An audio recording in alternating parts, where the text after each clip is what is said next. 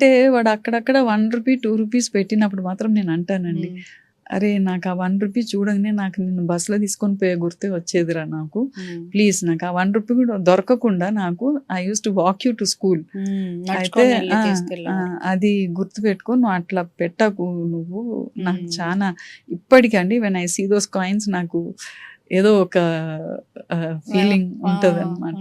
ఎందుకంటే ఫేస్ చేశారు అంటే I won't go back on that అనమాట ఎప్పుడు. కానీ నేను అదే అంటున్నా, ముందు చూసుకుంటూ పోవాలి కానీ వెనకడిది గుర్తు ఉండాలి. బట్ దెన్ ఇంకా ఊరికే దాంట్లోనే మనం ఆలోచన చేసుకుంటూ ఉంటే the next hour will be spoiled అనమాట. ఇల్లు కొనమని అడగలేదు మ్యామ్ సార్? అంటే మేమే ఇవ్వలేదండి, నేను ఎట్లా చెప్తాను. అట్లా ఇప్పుడు చాలా మంది అదే అంటున్నారు, ఇల్లు కడుతున్నాడంట కదా, ఇల్లు కొన్నాడంట కదా, మాకు చెప్పవా, నువ్వు ఇల్లు కొన్నావంట కదా, ఇల్లు కడుతున్నారంట కదా, చెప్పవా అని అంటే, అరే నేను కడతలేను, ఏమి ఇవ్వలేదు వాడికి, నేను ఎందుకు చెప్తానండి చెప్పండి.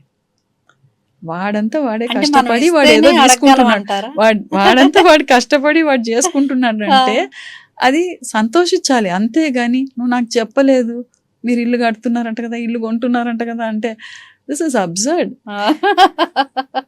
ఎందుకంటే మేము అట్లీస్ట్ ఐఎమ్ హ్యాపీ వాడంతా వాడు చేసుకుంటున్నాడు అనేసి, మేము ఏమి ఇవ్వలేదు వాడికి, కనీసం వాడికి ఒకటి ఏంటంటే అప్పులు పెట్టలేదు వాడికి, అంతే అంతవరకు. బట్ వాడికి అనేది ఏమి ఇవ్వలేదు, వాడంతా వాడే చేసుకున్నాడు. ఒకప్పుడు అడిగినాడు నన్ను, అమ్మ ఏందమ్మా ఒక బ్యాంక్ బ్యాలెన్స్ కూడా మీకు లేదని అడిగారు, చాలా బాధ అనిపించింది నాకు. నేను చెప్పిన, ఎందుకురా, నువ్వు నీకు చదువు ఇచ్చినాం కదా, నువ్వు కష్టపడి నువ్వు సంపాదించుకో అంతే, ఎవరి మీద ఆధారపడకు అని.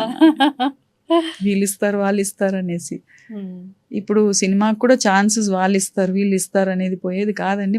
మనది మనం చేసుకుంటూ పోతే అది it will invite lot of positive energies, మనకి ఎట్లనో ఒకటి దారి చూపిస్తుంది. Will go on our own.